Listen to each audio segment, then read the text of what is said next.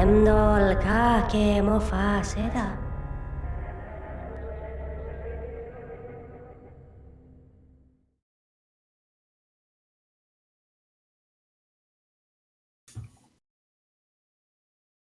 Welcome to Talking in Stations, a podcast about EVE Online, recorded live on Twitch, Saturdays, 1500 Universal Time. I am your host, Matterall. EVE Online is a sci-fi computer game played around the clock by people all over the world. It is home to one of the most complex player-run economies in multiplayer games. Politics, governance, trade, economics, and war have created a 14-year continuum of epic narratives, all created by players themselves. Today, we'll take a closer look at the potentially massive disruption caused by changes to moon mining and how these changes will turn everything upside down and shake it up. But first, a program note. If you would like to show your support for the show, we'd greatly appreciate follows, subscribes, bits, or tips during the show. That's how it's registered. It has to happen during the show. If you're listening to only the podcast version, you can contribute through patreon.com/Matterall. On behalf of the team, I'd like to thank you for your continual support. And now I'd like to introduce the great panel that we have today that's going to talk about the economics coming from moon mining, starting with CCP senior game developer. And he's a new developer for CCP. His name is CCP Nogal. How are you? Hi. Joining him. Good. Sorry. Joining him is Aerith from Goonswarm Finance Cabal. Hello. And Kenneth Feld, a PL financier, Pandemic Legion financier. Hello. Right.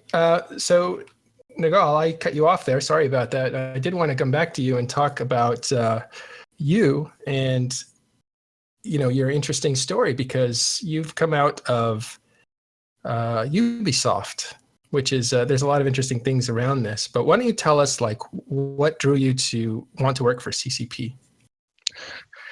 That's a funny story. I did 2 masters actually, like 10, 12 years ago, when that allowed me get into game design and working with games. And it was a long time ago. EVE didn't even exist yet. It came out, the beta came out during my masters. And I wrote it about community-based games and how the design is actually made by the community. And one of the big things back then was Second Life. I guess some of you guys heard about it. And lots of experiments, like from MUDs and from stuff like that, where actually the community takes over and starts to create stuff that the developers didn't expect. And that was something that I put aside for a while, and I always kept checking on it, as I did my whole career at Ubisoft and did a lot of online games, mainly online games. And then the opportunity for CCP came up, and I've always followed EVE. I've tried to play it many times, and unfortunately, I never had the time and the dedication or the patience. But it's really the place where there is a huge player agency and the capacity of players to actually run a lot of the show and decide what's gonna be, what the game's gonna be. So this is the main reason I'm here now. That's great. And I have heard that you have a special interest in that kind of stuff, so I wanted to get that just kind of as the foundation of this whole show. And the last thing I want to ask you is, Nagal is a shapeshifter. Is there some meaning behind that? Yeah, it's got a lot of meanings. One of actually the one for me is like from the I don't know how to say it in English. The hermetically closed garage by Moebius. It's a comic book, French comic book, really psychedelic. And Nagual was kind of ultimate evil or something, like the essence of all evil personified, something like that. So it's pretty cool. And like I like economics and like capitalism, so I think it goes well together. Oh, interesting. I think it comes out of I was checking it out. I was like, oh, it's Mesoamerican from Mexico. Yeah, so that's cool. There is the whole Castañeda thing too. that he's one of the guides of the spiritual journeys of when like a guy makes mescalito and starts to trip it out. Yeah. So it's one of the guides in the crazy psychedelic hallucinogen worlds. Oh, okay. Now we got some insight. All right. Well, let's give players insight on some of the changes that are coming for their game. This looks like it's going to be a pretty big change. Can you tell us about moon mining? Yeah. The biggest things are there in the blog. The short version is that we're gonna make the gameplay from passive to active. So what is right now something that you set up and the process just happens, and when you come back like days later, the silos are full and you get your stuff. Now there's gonna involve actually like players going out with ships and mining it and like getting operations out. And so in a way it's an idea to increase the friction surface for player interaction. It's a pretentious term, but it's kind of like we're just gonna put stuff out there so people can fight over, basically. Put money on the table so people can pick it, instead of just like getting a siphon or like some kind of funnel that just does the process without interaction inside.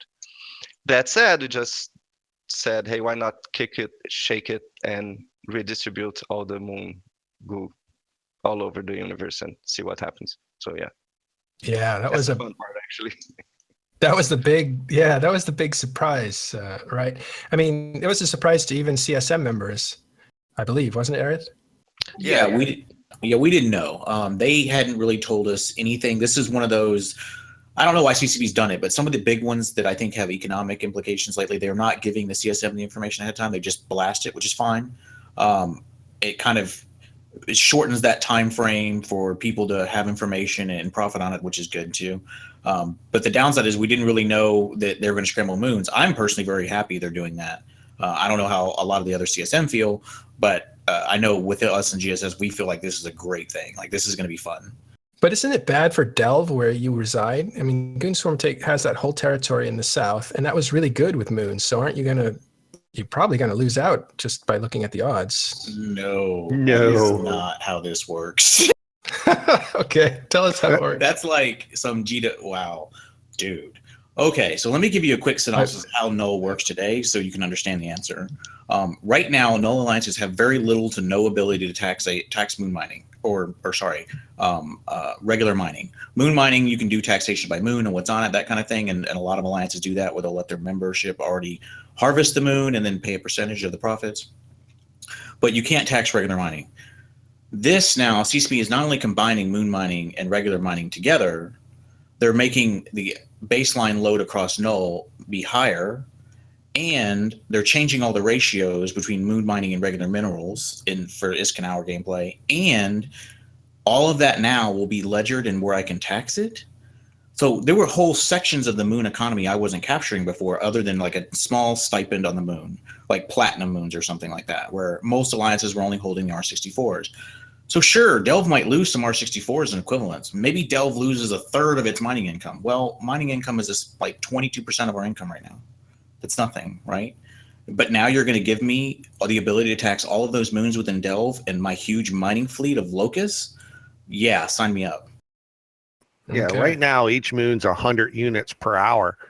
When you start breaking off 3-week chunks and that field hits across and Rorquals can jump from system to system and you have it mapped out, this one comes out in an hour, we have an hour to hoover this up, and then we have to go here and hoover that up. Their throughput just went through the freaking roof. Right.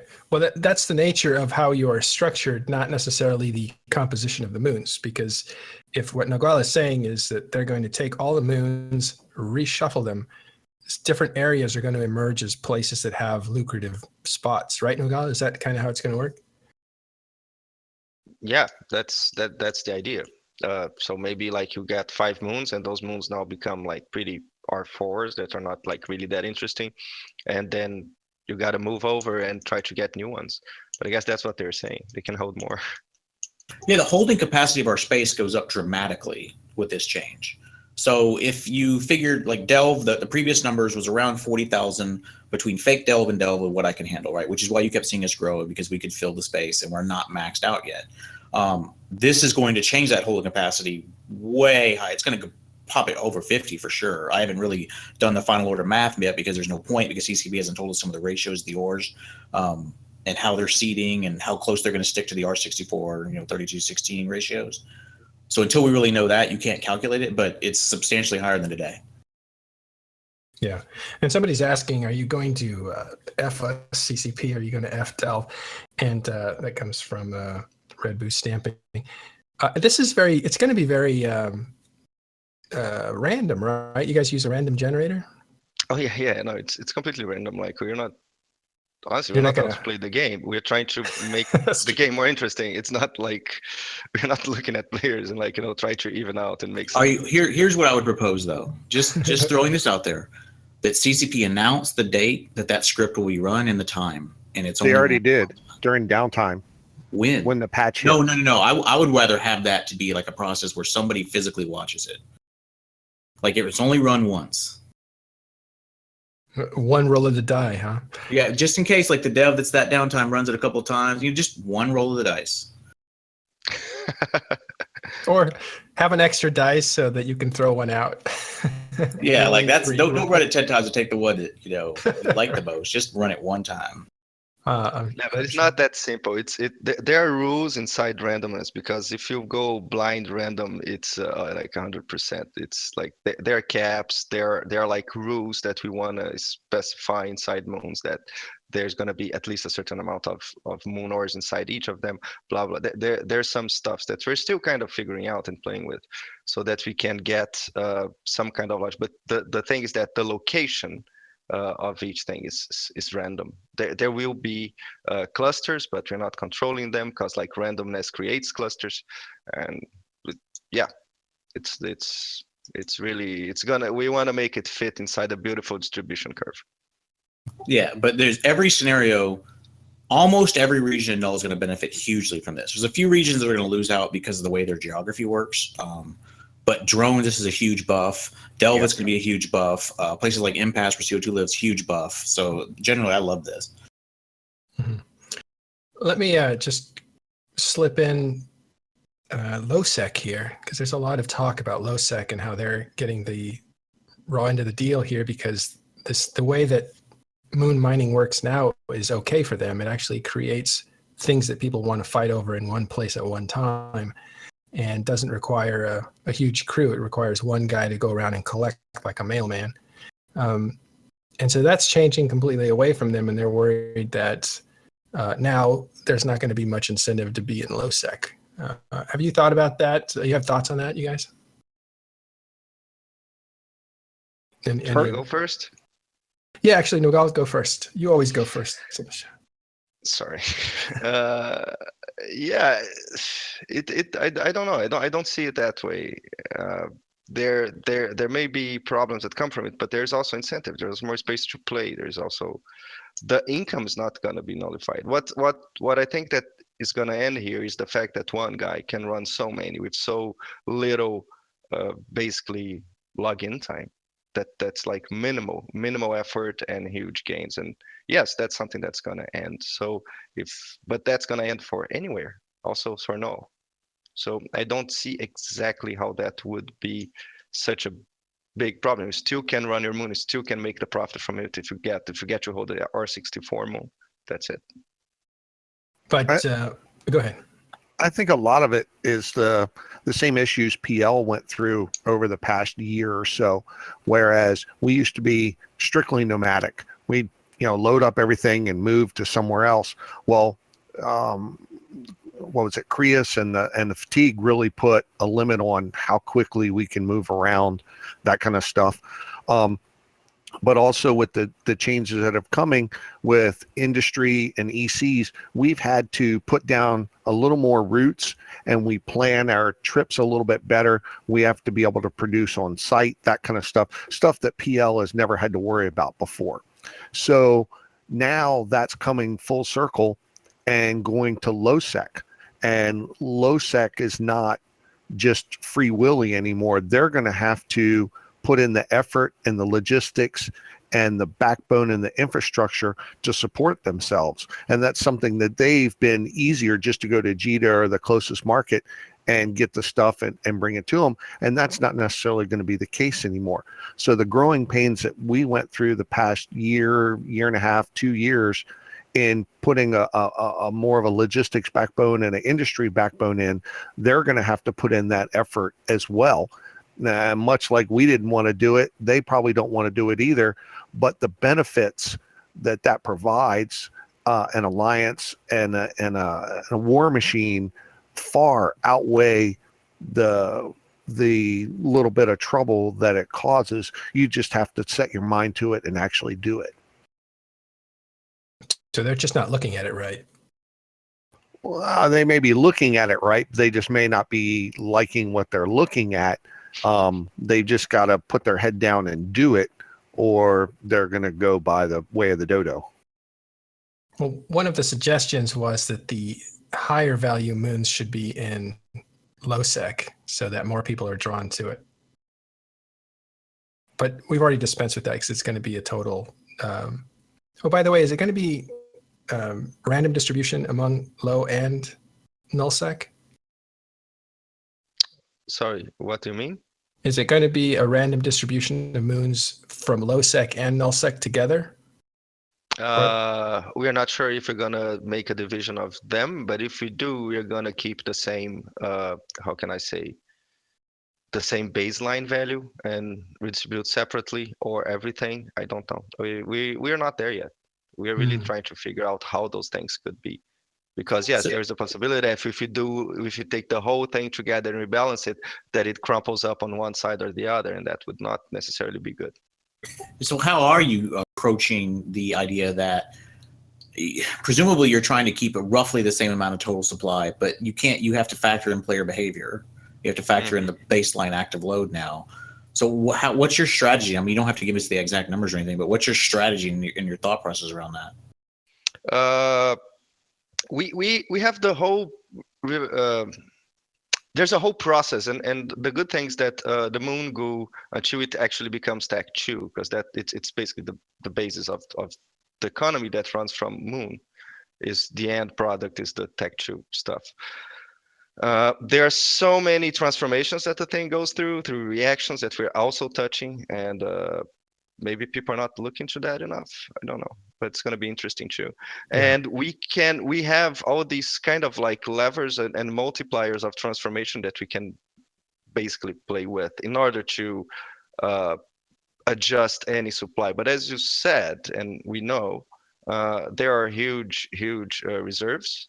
So we don't think that there's not any big danger, but we don't know exactly how that will shake output, but we have all those levers to play with if there is some stuff. And there's alchemy too, that I believe that's a great pressure valve that we have in case of any kind of like price pressure. Yeah, I agree with you on that. I think I pointed out very early on to CCP, I said, one of my fears is that alchemy will actually become the meta. Like, why squabble over the R64 equivalent moons when you can just alchemize at a huge scale using the smaller moons now? That's one fear I have, but I mean, we can let it play out. And I do agree, the stockpiles are so immense that CCP could watch it for a year before they decide to react, and they'd probably be fine. And the thing is that it's such a, sorry. No, go ahead.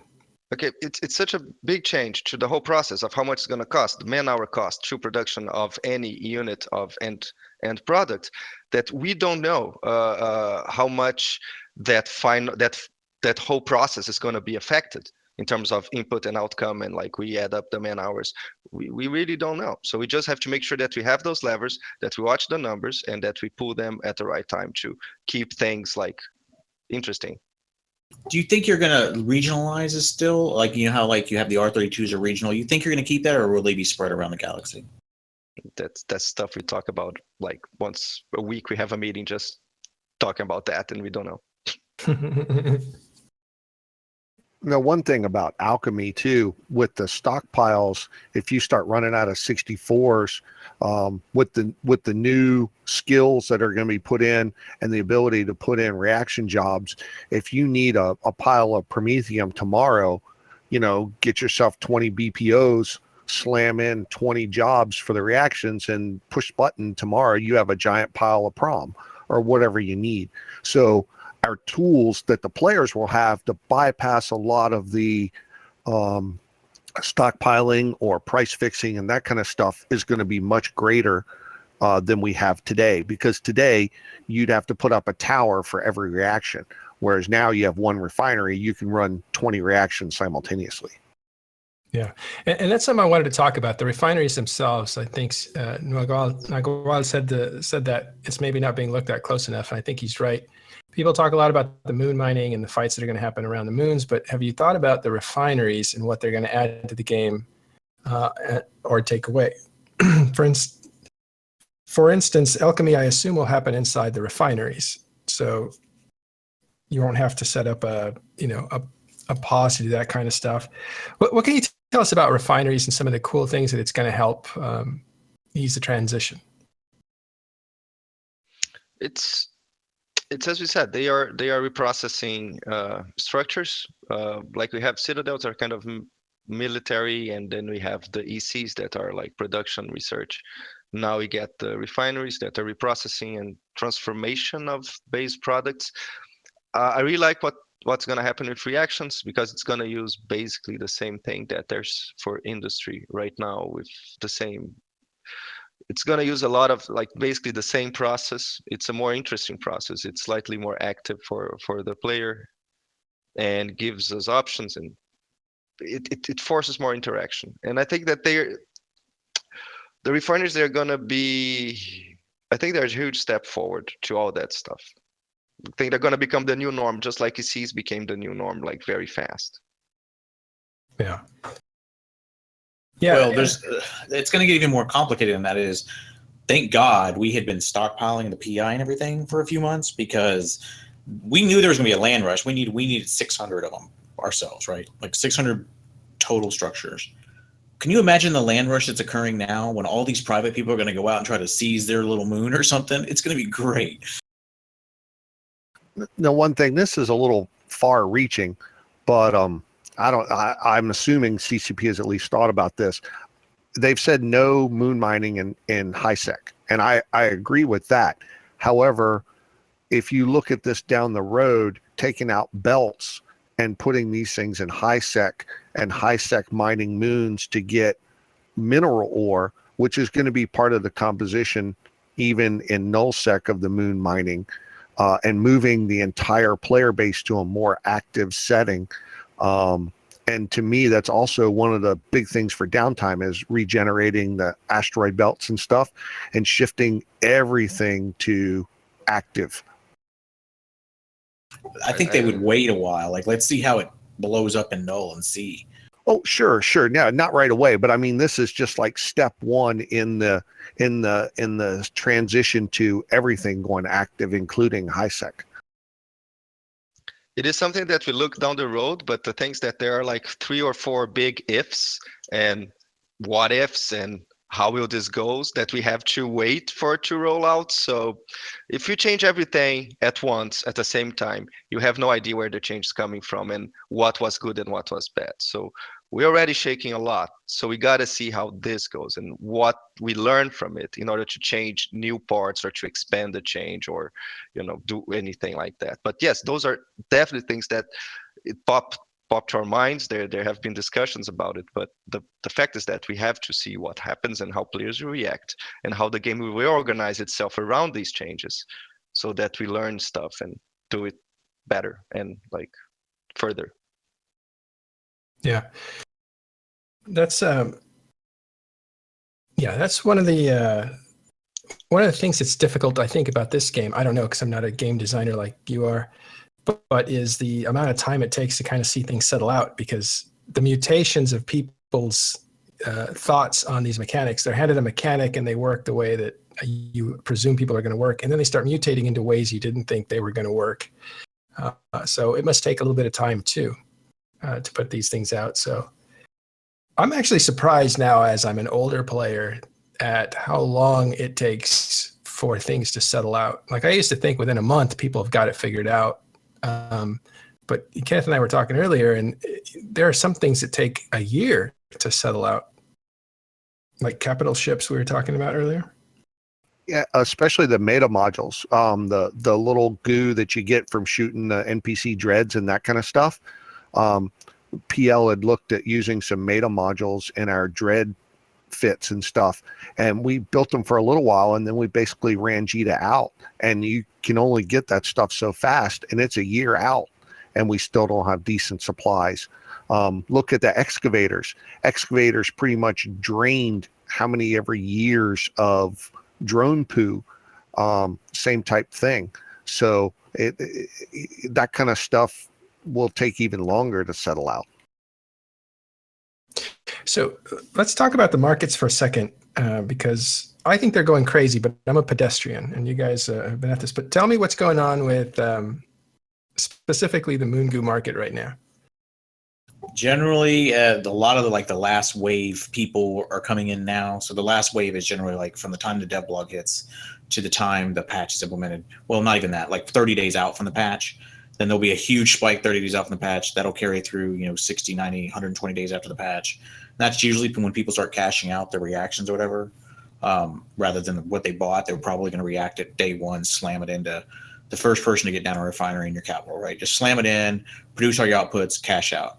But right now the markets are just frothy as hell. Like I blapped like 5 of them the day patch the blog came out, because I'd come home and it was like, oh, the blog, oh wow, look, oh this, oh, and then it was, hey, Jita's still virgin in like 5 markets. Not anymore.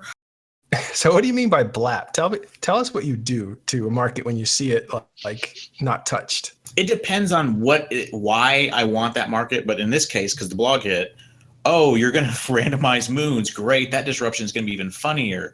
Let me go get some more R8s, because I hadn't gotten as much as I'd like ISK-wise.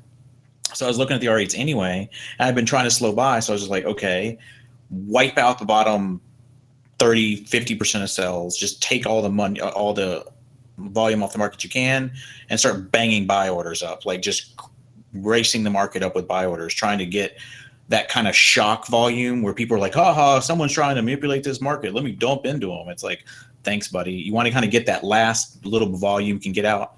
And I usually mark my orders for the other goons, because, to let them know that I'm in here, either to warn them away or to say, here's what I'm buying. And if you really want to pay these prices, but I'm a lot bigger than you, so I can take more risk.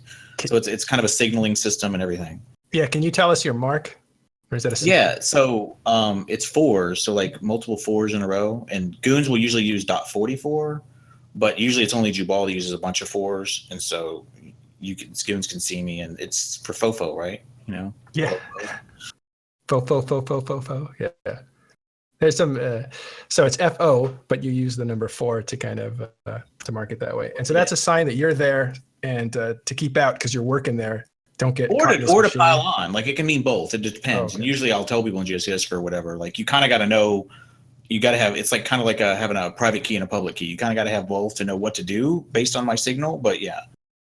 So there you have it. If you see 44444, that's Aerith. Watch out. Or jump in. Yeah, like I'm usually going to be making moves that if it's that public, maybe I expect like people to pile on. Like hubbies have been following me for, I don't know, 4 years. Like some people have figured it out when they see me in a market. They're like, this market tends to spike right after and make a bunch of money. So every time I see this sign, I'm going to go into that market, and they've probably done very well for themselves. Right. So yeah, me personally, I settled on the low ends from the get-go. I mean, the dev blog just came out, but those of us that are, and I'm not a CSM or anything like that, I have no knowledge, but those of us that have been on Slack for the past couple of years knew that this was all going to go active. We assumed that there'd be redistribution, but again, like Eric said, no one really knew until the dev blog came out. But I had focused more on the low end stuff, figuring that miners were going to be miners, because when the goo hit, are they going to mine the cheap stuff or the expensive stuff? I figured there'd be more of a market for the low end stuff. That's what I concentrated on. when the markets all went crazy. And then I've done a lot of active as well, or passive moon mining, what do you call it, just to fortify my stockpiles. See, we weren't actually sure that CCP would randomize. Like, we had plan A, B, C, which were non-randomized plans, and then there was D, which was like, okay, CCP is randomizing, and they're changing to active generation, blah, blah, blah. What's the outcome?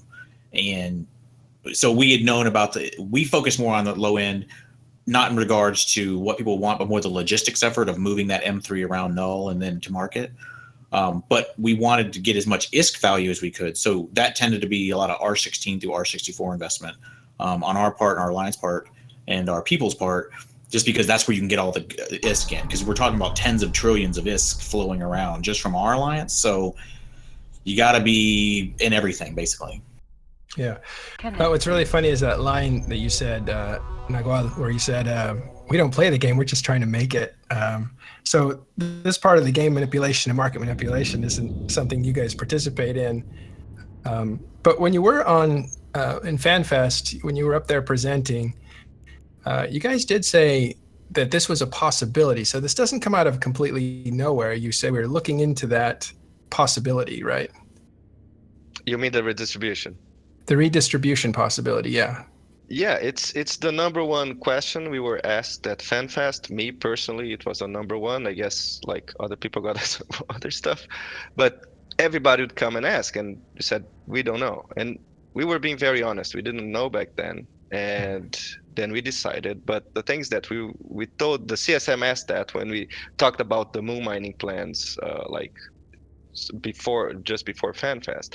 And they asked that, and we said, we don't know. And we had those cards, and we told them that we would show it to everyone, because this is such a big thing that we cannot tell CSM before or ask for validation or comment. If we believe we're going to do it, we have to tell to all the player base, because like then let the speculation begin, and that's playing the game. Markets are a great way to play the game. That I think is one of the most interesting and like player free inventive way to play the game. So yeah, it's Eve Bet now. It's like it's this fun Wall Street part of the game that most people don't get to play, but when they do play, it's exhilarating. You can make more ISK than anything. It's dangerous. You have to have a lot of knowledge of the game. So it's cool that CCP's like, because I had counseled early on was shorten the interval that people have information, shorten it, to where there's not as big as market speculation effects that could harm what CCP is trying to do, but players can do this fast and furious type of gameplay before the patch. That's kind of good for the game because it allows CCP to have, for example, stockpiles. So they're allowed to do changes at a much more drastic level because they know they have stockpiles buffering them. So it's kind of a symbiotic thing if done right, and releasing it at everyone at the same time is done right. And it's just cool to have players figuring out the plans. And like as Eric said, like the player says, oh, maybe they will distribute, maybe they will not. So what are the possible scenarios? Which one am I going to bet? And how much am I going to bet on each? How much am I going to get bet? That's play. That's like play poker, right? Like, I don't know. I'm betting on getting an ace, or I'm betting on getting a 2. I don't know. And it's years. I mean, we've spent 3 years building up to this. Like, it's this final like crescendo of this, dance we've been doing for years in the ISK markets, finally paying off. Yeah. Well, do you think though that, and that is interesting. I think it's, for me, one of the reasons I was drawn to the game. There's 2 reasons. One was I saw a video of, and it was very small, like 3-on-3 fight, and it said this corporation wars this corporation, and I thought, oh my God, the universe is run by corporations. That's going to happen. No sarcasm there. And they're at war with each other. That's going to happen too. And then the second thing was that there's an economic game that's huge, that they had an economist on staff that was governing the economy because it was that big and that detailed, and there's so many levers and stuff. These are the 2 things that drew me into the game because I thought that was kind of interesting. That's a universe I wanted to participate in and just build a little farm in and stuff.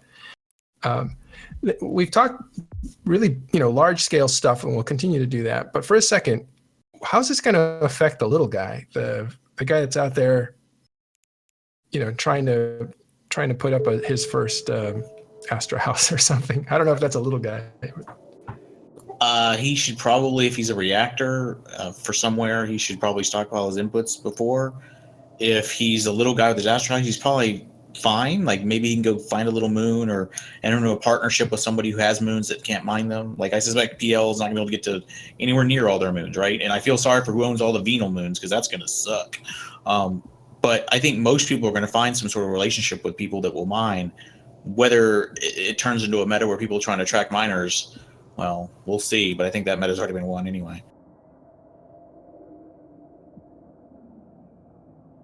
Yeah.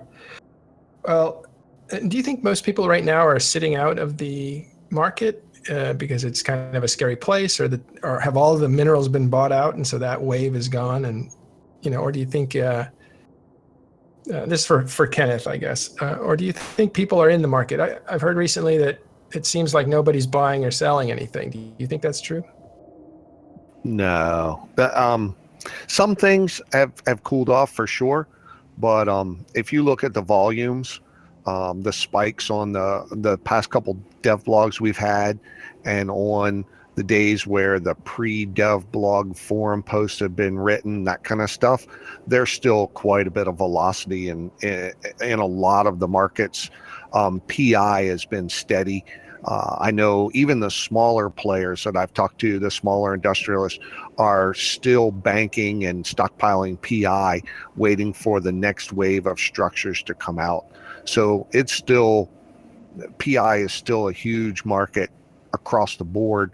And when the refineries come, they're going to transition the fuel usage of the tower into ice usage. They haven't specified yet whether it's going to be blocks or ice or what, but to make up for all those towers not being reacted, there's going to be ice inputs to the reactions for refineries. So there's still going to be plenty of demand there as well.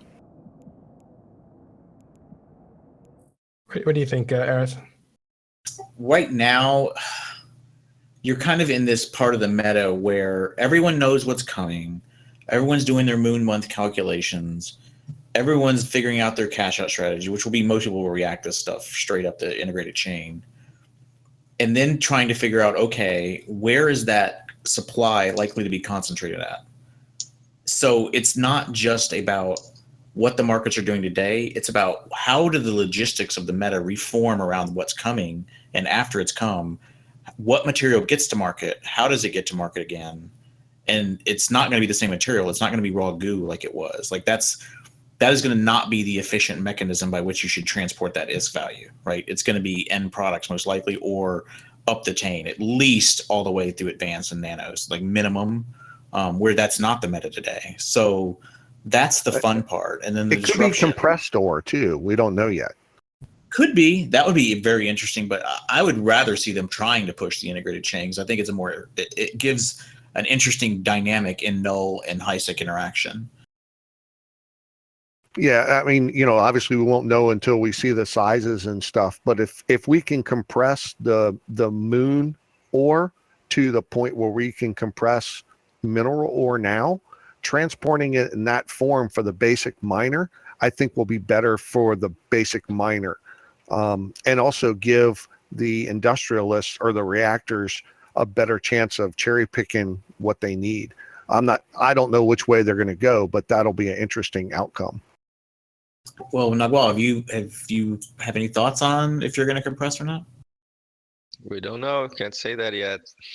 Sorry. We had to try. Trying to eke information out of the fountain of information. But he's doing a good job and not telling us anything, because it's got to be all fair, all done at once, so that everybody can jump on it as fast as they can for those that are paying attention. Well, in that case, though, we'll know before the patch. I mean, it'll be in the patch notes. It'll probably be on SysD ahead of time. And that's not going to affect necessarily what we do. It's just where in the chain we do it. Yeah, but Yeah, kind who of gets information. it? Yeah, but it's like the distribution thing, right? We were like, when we decided that we're gonna do it, we were dying to tell people. We were like, we have to tell them. Also because like for development, we could not put stuff in CC. We could not test stuff properly until we tell you guys. Otherwise, we'd find out through the test server. which is not cool. So we're like, thank God it's out now, so we can move on with production and actually get these things running and test them and see what happens. I have a question that you might be able to tell us. Do you guys have plans on seeding those skills a little bit early so we can get a head start on those skills? Yeah, we probably will do that, but it's not. We usually do that, but it's not a given. It may change for this one. I'm not sure. At That would least be you sound like fun. at least you sound like you've thought about it. That's important. Oh, we have very long discussions about very small details about these like deployments and implementations. Sometimes just remembering what was the last thing that we agreed on, because Just do it. Just don't even see the skills till the day. It'll be hilarious. Just do all of it. Isn't the guy that's not drunk writing everything down? yeah, we try to.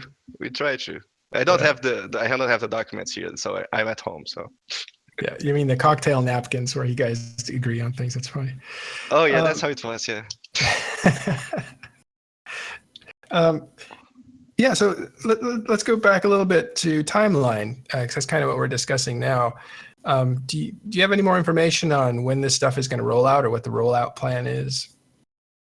It's the expansion by the end of the year. So Okay. The date's not locked in yet, but it's not too late. We're still working on it, and yeah. The interesting things you're going to see in the meta are going to be when the date is mostly locked, like when CCP is saying the month. Then you're going to see organizations like ours making very big, sweeping, Eve-affecting changes, because we'll know when. Yeah. Or if a concrete detail comes out where you have a plan A, B, or C, and this detail comes out in a dev blog, or a decision is made that eliminates plan C. Now you have plan A or B, or eliminates A and C, and now you only have B. That's when you make your final move, because then there's no more ambiguity. And there's certain ones, like we know there's one action we're probably going to take no matter what. It applies to all plans. It is the best action we can take in that circumstances, given all the game theory from all the plans. And it's basically a guaranteed 50 to 100% on the Alliance's investment. And that's just turning off Delve and keeping it. Is it a warning?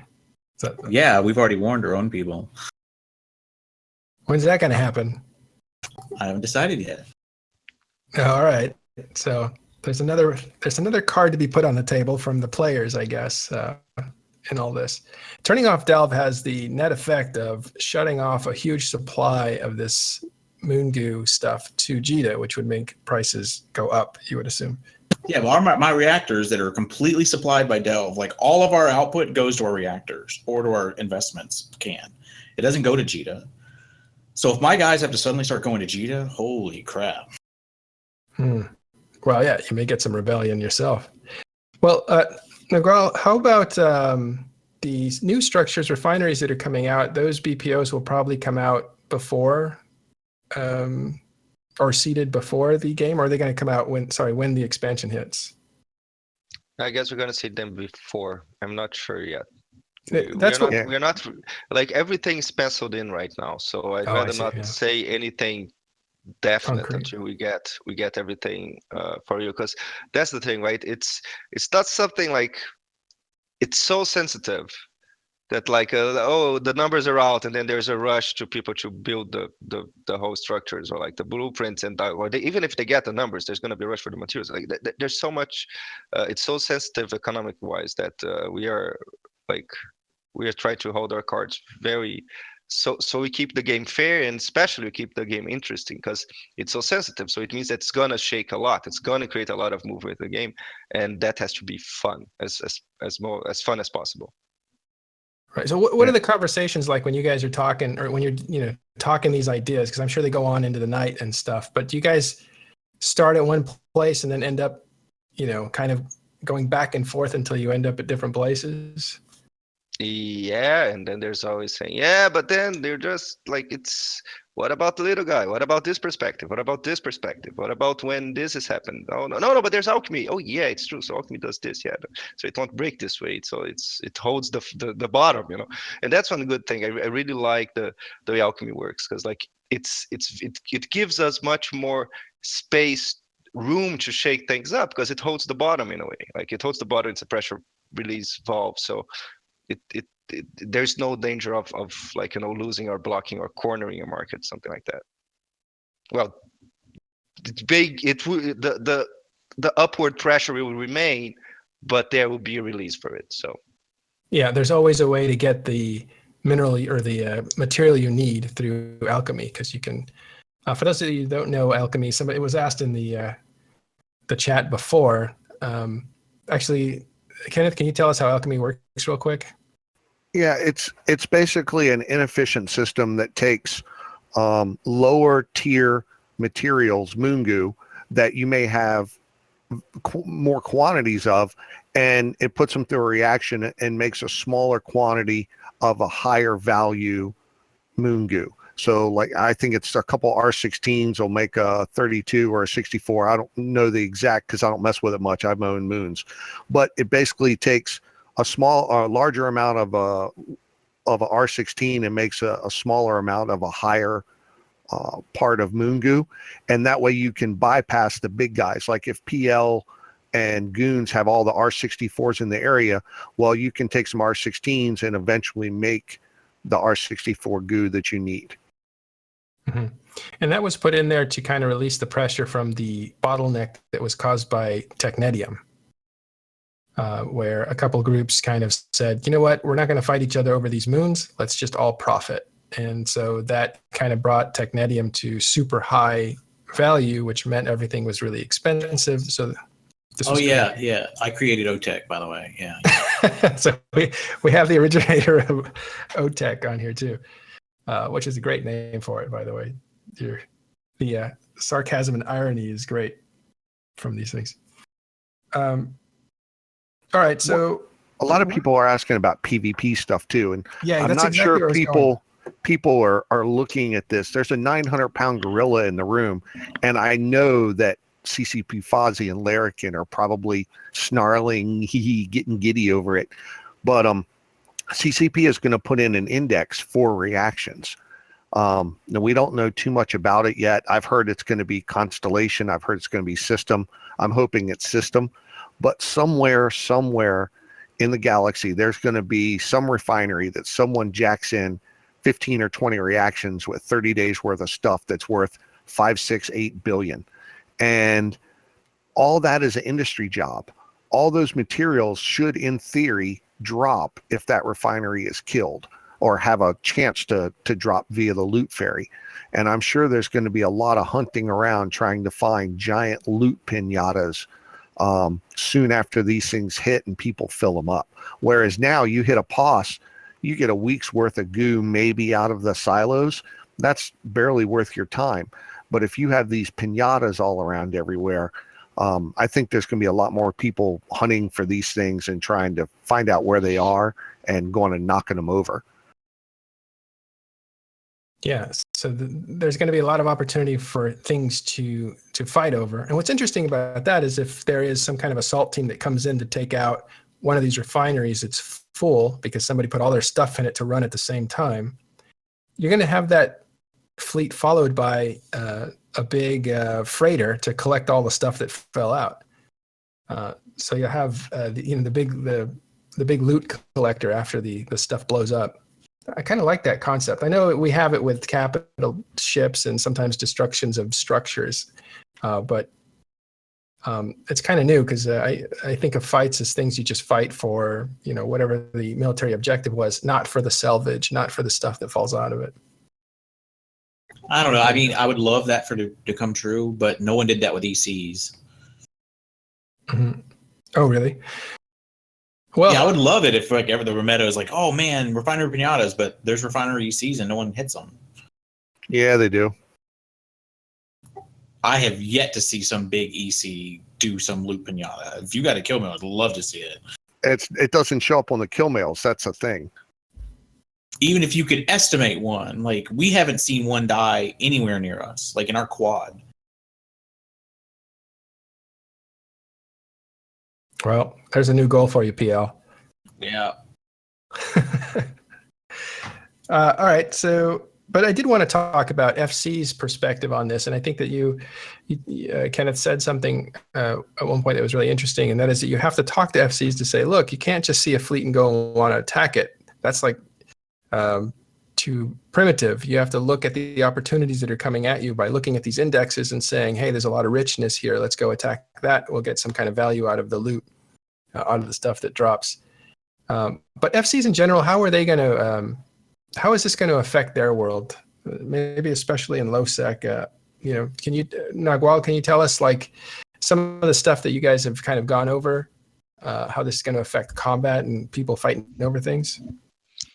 Well, in a way, it's the same thing as Kenneth put on the big reaction, like reaction specialized refineries that would eventually drop like a huge amount of stuff that's running on them. We are making the money stay on the table for longer. So in a way, like if there's this big mining operation and all that, and a lot of like moon goo in space, like you can go and just like blap those people and get their moon goo, or just destroying them. Sometimes like just taking a hit. So we believe that like there will be like big expensive ships sometimes just outside, like, and doing the whole roaming thing to get all the moons, collecting all that. You can kind of hit that like that collector like fleet something. It's gonna hurt the other people. So I believe that there's more space for them because the protection is gonna be more necessary, at least on a timely scheduled basis. And to make protection more something that you need more often, are you going to work on timers? I guess that is already set in the works, right? You guys are going to fix timers so the structures aren't such a hassle to kill. Yeah, that's a big conversation. That's a long conversation. That's something that we are looking at it. It's a complicated system. There are two main aspects on that. And I'm not saying that we're going to do anything, but there are two main aspects of an analysis on that. Is that for the thing to be attacked, well, there's a cost of attack. So as they are very defensive, it's very expensive to do that. And then there's the outcome of the attack. So if that's at safety, except if you're in a wormhole, then fine. But like outside of wormholes, with asset safety, you get very little rewards from actually, destroying a structure. So investment and return is not that great. So that's I believe that's kind of like the heart of the problem in a philosophical basis, and then how to change it and how to manipulate that and how to improve that. That's something that we don't know yet if we're gonna how head on we're gonna do that. Right now, they're gonna be like some void bomb stuff that we want to do, some like balance stuff.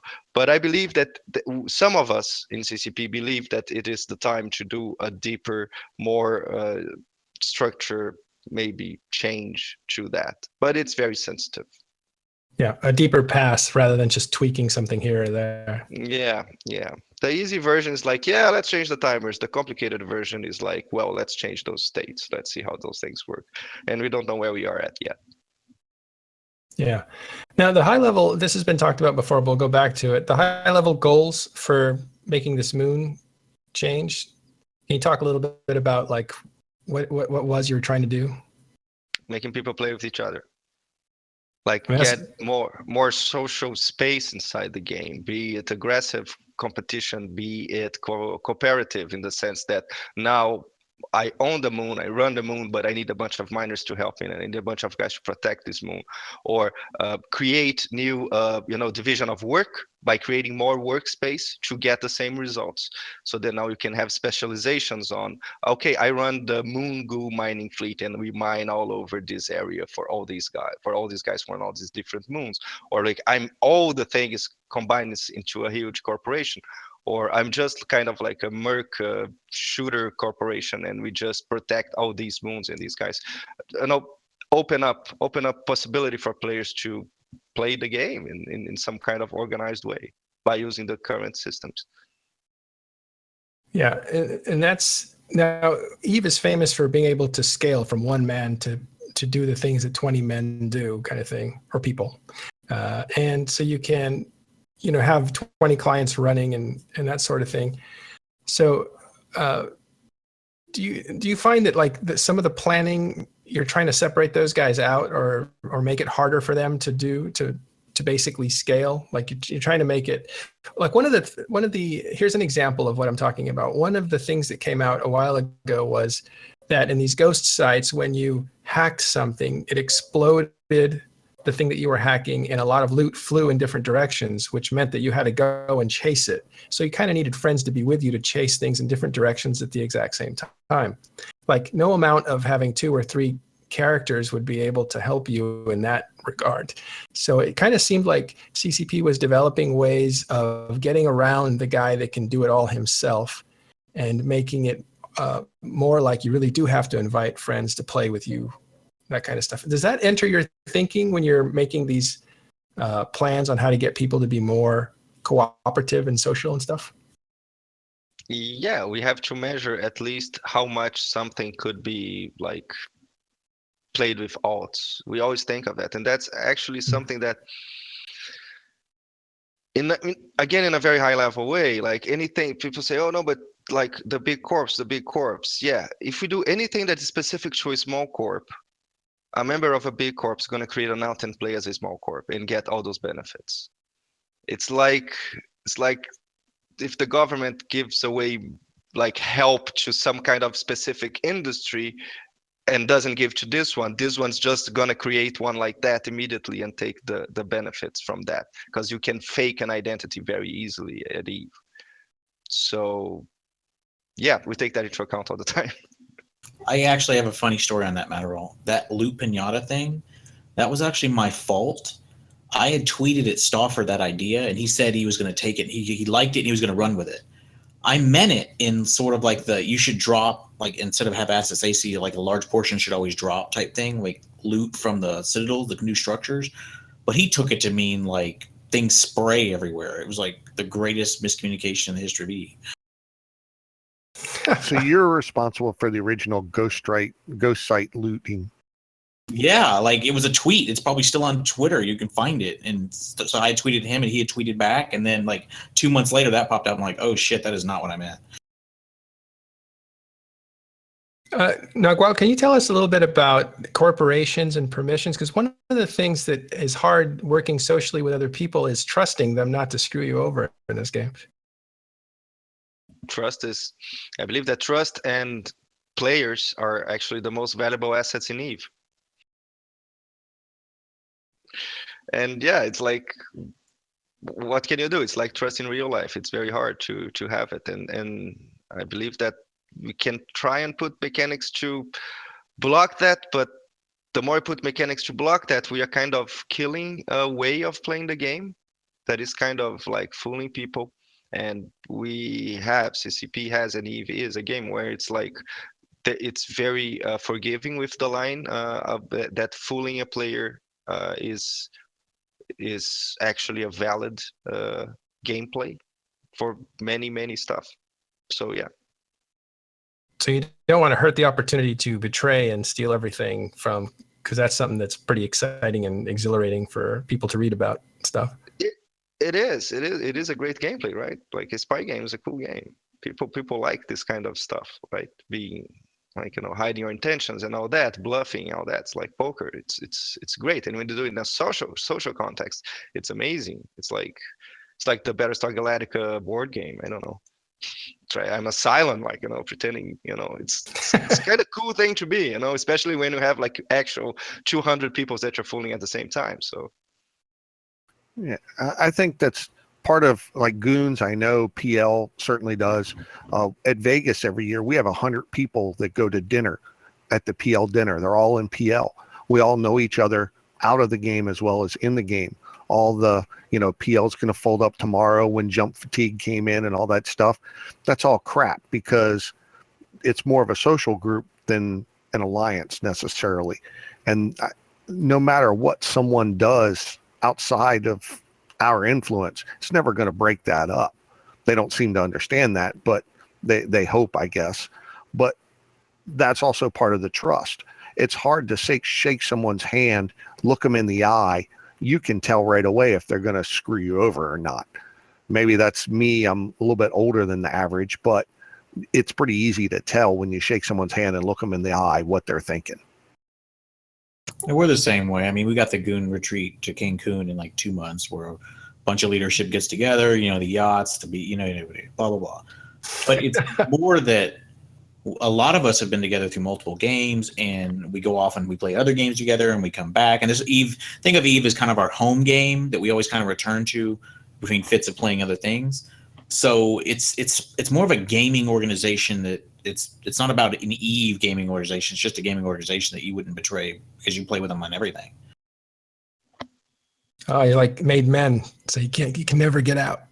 Well, yeah, like you wouldn't want to. Like, there's so many people that helps them in real life. They could get jobs. Like, I've watched whole teams of goons be hired at companies because they're generally really, really good at whatever they do in their industry, and it's just something to be a part of, right? It's a kind of an internet organization that transcends gaming, but is gaming, Yeah. All right. I want to talk about income models. You guys feel like talking about that, like the distribution of wealth inside of Eve, because who knows what's happening now? Winning. Okay. Now, Gualdo, when you guys think about the economics and stuff, do you like are some of these considerations that you focus on is like, do we want to spread the wealth out to a lot of people and have them group up that wealth, or do you want the trickle down, or do you guys even go into that kind of stuff? Yeah, we do, but there's a great advantage in Eve. Because like when we look at the real world and we talk about redistribution of income and like the very rich people and all that, and like 1% owns 50% of the world economy, and that feels really bad, and that's something that we think that we should do something about, because people actually need to live and feed and bathe and from that money, from that wealth. In Eve, they don't need that too. People don't eat from Eve or anything like that. So we can be a little bit more like capitalist in that sense and say, yeah, that's how it goes. So in the end, it comes down to basically want to give initial players enough income so that they can actually play the game and move forwards within their capabilities and improve the capabilities of interaction with the game, getting more verbs or modules or ways to interact. And the hardest part there is not necessarily the money, it's the blocker of knowledge. And so thanks for Eve University and that kind of stuff. And on the other end, what we worry about a lot, and that's Eddie CCP Quant is like awesome at that, and is trying to keep inflation down and to keep the whole balance of the economy to not go too crazy. And inflation can go up, but like to keep everything making sense and all that, looking at it, sinks and faucets inside of ISK in the game and all that. Yeah, so you're saying alphas don't need to eat, they can no one needs to eat in Eve. Yeah, you don't need to do sort of. There's something I've been pitching at CPC. I'm not saying they've been receptive to it. I'm not saying they're not, but I've always had the opinion that there's a healthy amount of baseline income, and baseline income can be how much you can make for 3 characters on a PI account, or how much you can make in high-sec mining a month, hours at ISK an hour. And I've generally felt like a healthy thing for the game is no more than 40 hours of work in the game to pay for your plex. Like that's kind of what I feel like should be traditionally for the last few years and really for the last decade. But it always stayed between like 20 and 60, but it's really at the high end now of that baseline ISK generation. Like it's there. I would definitely suspect that there's some percentage of accounts that are going to alpha because it's getting too high. But my advice to CCP has been, as long as those ratios look healthy, like number of subs versus number of plex and the total number of accounts aren't going down, whatever, ignore it. But I think that at some point we're going to enter an unhealthy area here. And I think we might be at it already. Are you talking about user or are you talking about in-game economy?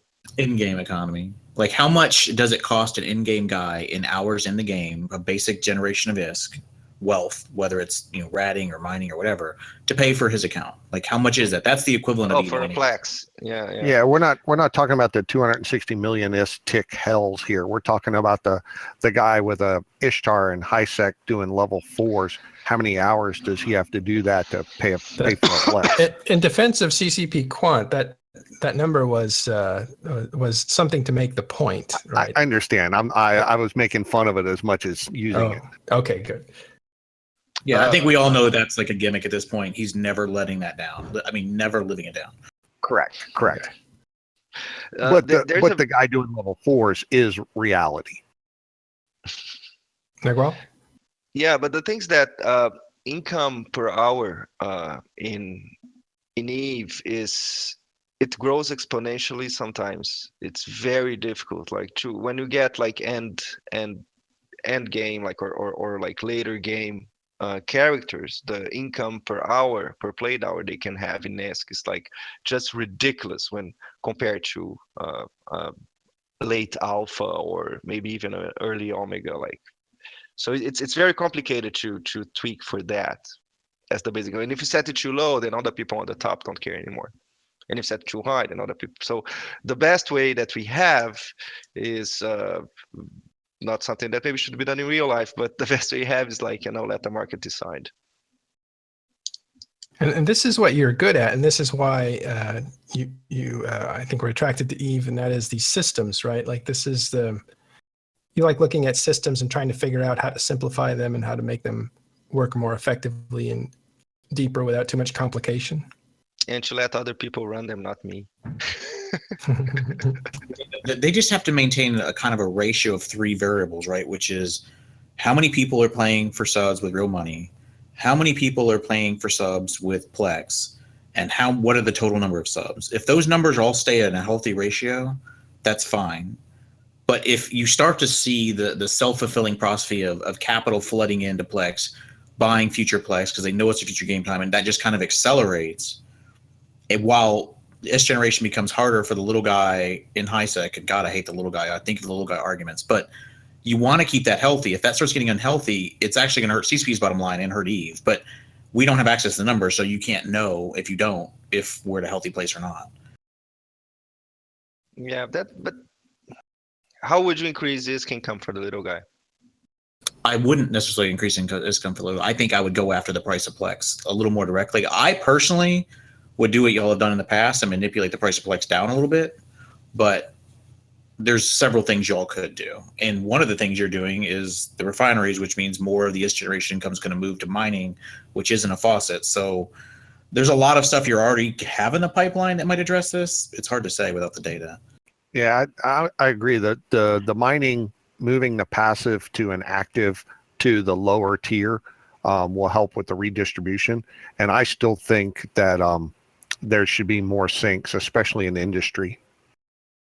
God, you guys got to change the research indexes and stuff. Come on, man. Yeah, all that stuff. The whole cost index needs to get looked at, and industry install costs and stuff need to get jacked up pretty hard. You're saying it's too cheap to produce? Yeah. But it shouldn't be just null photo. It should be on NPC stations as well. Can I talk about things that will never happen or like are very unlikely to happen that would make you very happy? Sweet. What? Like imagine financial products in Eve. Yeah, what's his face? You've been talking about them? Yeah, they've been talking about those already. Yeah, that's for me that would like that's really something that would shake up the thing. And it's so that's the point, right? It's not like about manipulate Plex price or anything like that. It's by creating tools. We want to enhance the tools and change the tools because we are not supposed to be actors in that market, and we should never be. And the minute CCP becomes an actor in that market, it's lost. It broke itself. It broke its vow, and the universe is no longer logic. We cannot be actors ever. The only thing we can do is provide tools, create tools, and improve tools.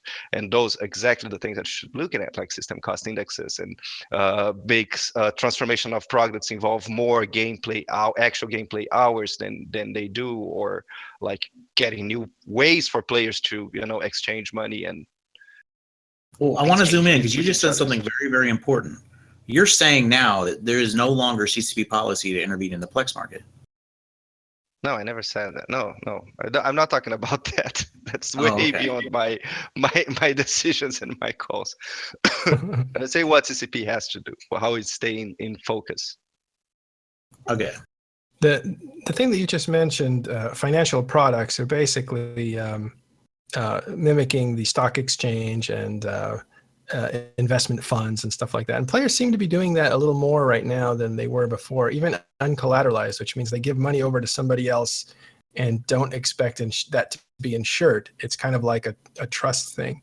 And we're talking a lot of money, and then that person that receives the money starts using it to make investments and to do business on a large scale, and then they pay it back dividends. And so people are basically investing with one another. But it's not formalized. Like, we do have a stock system in each corporation, but that really hasn't worked, has it? I haven't seen it work anyway. One thing that really killed it was the fact that you can't lock BPOs anymore, or at least you can't lock them in Citadels and ECs.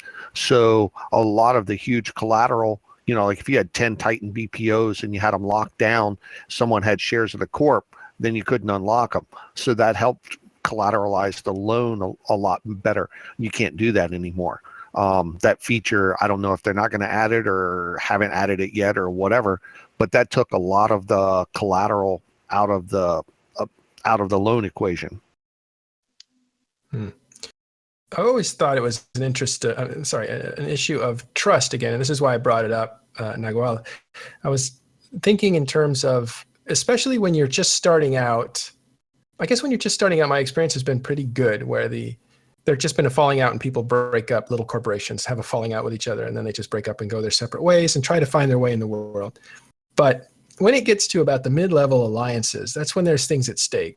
There's property, there's money, there's ships that were there for just more at stake, and that's where you see people like grab money and run, kind of thing, because now they have enough to buy their super that they wanted to buy or something like that.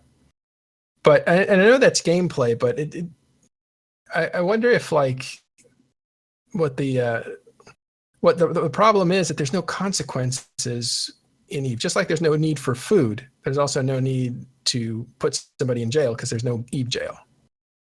There kind of is. Like, that's one of the reasons we have such a robust internal loan program is you lose your membership to goons, right? You get blacklisted and you're done. So yeah. I would say there's not much consequence in E, but there's definitely consequence in the social structure. That's very proud interesting. Member of that list. Yeah, that's one, because you stole from, okay. And that's one of the things that, in talking and dealing with Matani, that was interesting. The leverage he has over people. We're all playing a video game. We all pay for the same access. So what leverage could he possibly have over anybody? And he really is somebody that can say, you're no longer part of the group. It's like an excommunication. And yeah, that's the actual power, not the mythical power that Mittens has over people, is to say, you're no longer part of the tribe. Yeah, like, I generally believe that once people are in the tribe and they see all the advantages to the way we play, and they like this kind of gameplay, like our kind of gameplay is not for everyone. Like, it's not for, if you're in PL, you're in for a totally different kind of gameplay than we are. Right? We're trying to build an empire and kind of play civilizations in space, right? That's what we like to do, and that's what our membership likes to do, or they just like to make a bunch of ISK in our space, one of the two.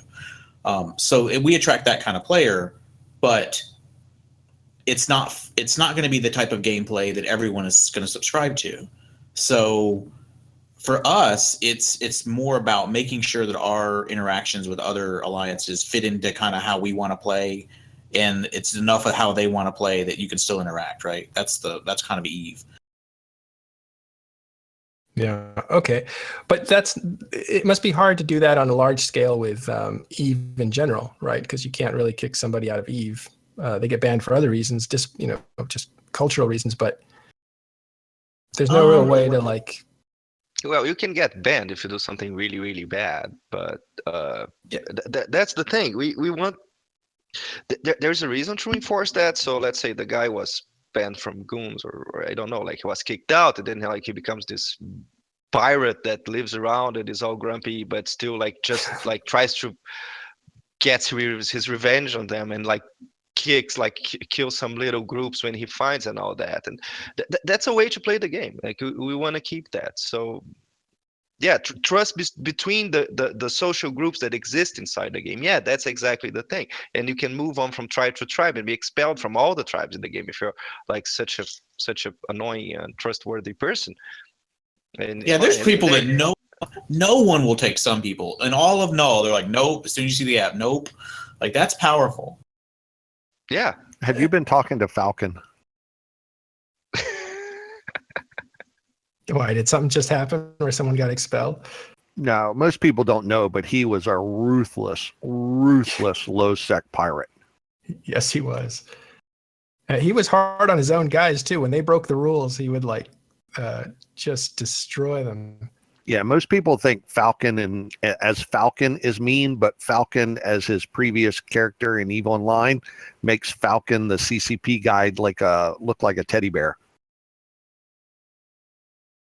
Yeah. Well, it's funny. Like, I guess it's a good time to say, like, Seraph, who writes articles that, let's just say, it piss a lot of people off that are in kind of these circles, is found his way into NC. So, really, are there consequences? I don't know. I guess it depends on the organization you're in. But there are no consequences from the game. Like, you guys don't build in consequences. You can't basically say, like, this guy is now marked. He has the mark of a thief on his cheek, so he'll always be recognized as, someone who stole all the stuff out of the corporation or whatever. It's up for the player. We actually, that specific thing, putting marks and stuff, we wish players could do more of that. Those are very interesting systems, so players can identify themselves and like propaganda, advertise what they are. The best we can do is to create systems that will actually reinforce some systemic rules. So say the collateral stuff, and when players want to lend some money to the other and have some kind of system that accepts a collateral on that and like put it in escrow and then like and improve on that. That's the best we can do. We can't really do anything else than that. That's our job. Let people figure it out. In our last few minutes, we have a few more minutes. Refineries, did we hit that well enough? I wanted to talk about some of the things that are going to be interesting. Like, if we think about the way moons used to work, you used to have free information as to what was on the moon just by looking through your equipment and stuff like that.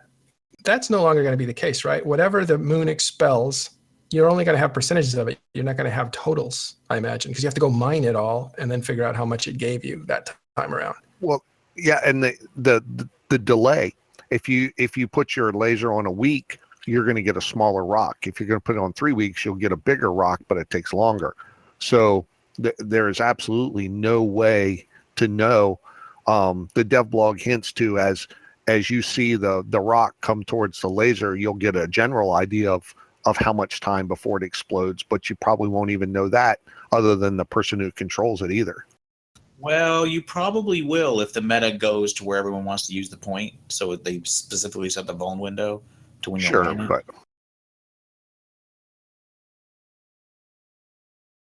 The other thing, go ahead, Kenneth. I do have a question. Someone asked this earlier in chat, and I answered, but I just want to make sure there's no plan to have reactions in high sec, right? It's still going to be 0.4 and below. Yeah. Yeah, those kind of requirements and rules, we are not changing that yet. We made though, as you said, like boons in high sec and reactions in high sec and in other secs and wormholes and all that. Those are very interesting ideas, but it's too much of a change. Let's shake it. Let's wait for the dust to settle down a little bit, and then we can think about those things. Yeah, that would just concentrate everything right back around Cheetah. Right, and my looking at that was not necessarily from the standpoint that you're thinking it was. My looking at it was the 5 year ago promise or whatever to try and get rid of downtimes. One of the biggest thing on downtimes is replenishing the asteroid belts. Whereas if you turned high sec into moon mining but only give them mineral ore instead of moon ore, then there would be no need to replenish the asteroid belts. So that's one more huge thing to me anyway that would negate the necessity for downtimes. That's a player-facing reason. They're actually like database code I'm issues sure that there's I'm there's much vaguely more, but- aware of. That it's like Tranquility is a very weird beast, and it needs its rest right now unless we like really change the way the pipe works run deeply. So, but yeah, it would be one less database to flush. All right, and the last thing on refineries that I wanted to mention is that T3 production is going to happen in refineries. And so, I mean, a lot of the stuff that was difficult about doing industry in these strange areas like reacting and T3 stuff that took a pause to build and to look over, that kind of stuff's going away because now you can do it inside the relative safety of a structure, so that it may widen out the amount of people that can actually do this gameplay. That's was more of a statement than I meant it to be, but I do want to ask you, since we're wrapping up in the last 10 minutes here, can you, well, I was going to ask you more personal questions like how do you like Iceland and stuff like that, because I wanted to like get to know you a bit better since you're such an interesting guy and you're a senior developer now in Team 5.0, which is a very important team that's doing a lot of work. But how are you settling in over there? It's a crazy little island. It's just really, really fun. And yeah. Yeah, I heard there. So what's interesting, we didn't say this earlier, but you came from Ubisoft after working on like Splinter Cell and Far Cry and these kinds of games. And Eterbium, who was on doing the structures before he went over to Ubisoft. So we were wondering if you guys crossed paths in the air as you were flying past each other. It was completely unintentional, and it's a funny story. And yeah, no. And the worst thing that I'm very close to the French game industry because I did my education, my game design education there. Like both my masters were done in France, so and that's the reason I jumped to Ubisoft. But it's a very good company that has a very, very good culture on game design and systems. So yeah.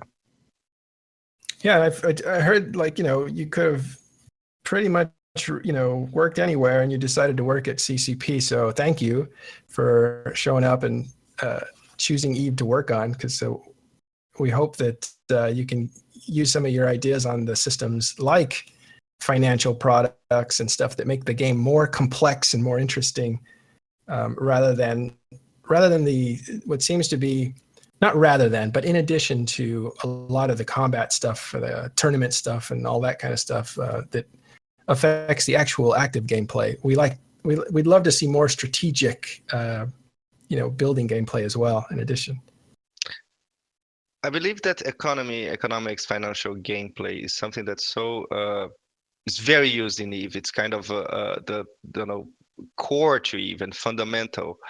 And still, it could improve so much from looking at how Forex market work, or even like if you look at cryptocurrency today, what those guys have done for you to actually like play with cryptocurrencies, Ethereum or like Bitcoin or anything like that. The interfaces are amazing. It's super easy to do. Like you get amazing graphs and you get all the data super fast so that you can concentrate on the interesting part, that is what is going to happen, why is it going to happen, where do I make my bet, where are the probabilities. So that's the gameplay, that's the mind that you want the player to be with, not trying to figure out how do I order something, stuff like that. Right. How do I place an order? Why can't I buy it? Like that's not where you want the player to be. You want him to be like scheming ahead and like crazy stuff. Yeah, making your master plans. As somebody said in chat that we look like brothers. I take that as a compliment. Me too. But you're from Brazil, and I'm Mexican American, so it's close, but we're off a little bit. Although we were talking earlier, Nagual is one of the definitions is shapeshifter from the Mexico region. So I'll take that as like some kind of spiritual connection. right now, I want to plug some of the people that talk about financial products and have talked with you, Rivra and Caleb and SCC, that Discord. A lot of financial guys in there that are also excited about you coming aboard, CCP. And thanks to them for always bringing up the financial stories and running those things down. All right, so we've pretty much reached the end of my notes, and I was wondering, like, if there was anything that you guys wanted to talk about that we didn't cover well enough in these last few minutes. Well, enjoy your market speculation, everyone, because it's going to be a fun 4-6 months. Are you gonna totally destroy us that are trying to buy or sell stuff, Aerith? No, our goal right now is to continue to let our people buy in that last amount of capital that's still not there. I mean, I still have capital that's not in because I was waiting for more details. But what's the better hit? Salvage or goo, and it's going to be interesting that it's both. And luckily, I'm in both, and PI, which I'm also in, so it's going to be fun. Yeah, if you want to make ISK, PI. If you want to speculate, like he said, goo and salvage. I think the speculating is, I've tried it a bit because I try everything a bit, but the speculating is a lot of work. Like, just constantly babysitting the market and stuff. Maybe that's what you have to do and stuff, but it just seems like, wow, that's a lot of clicking, and any little click that is 1 0 too many can ruin you.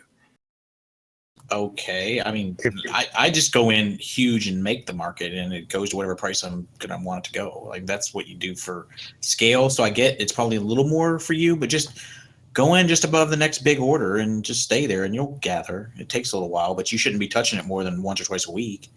Yeah, if you're staring at the market, you're doing it wrong. Go in, buy your shit, look at it a year later. Oh, I see.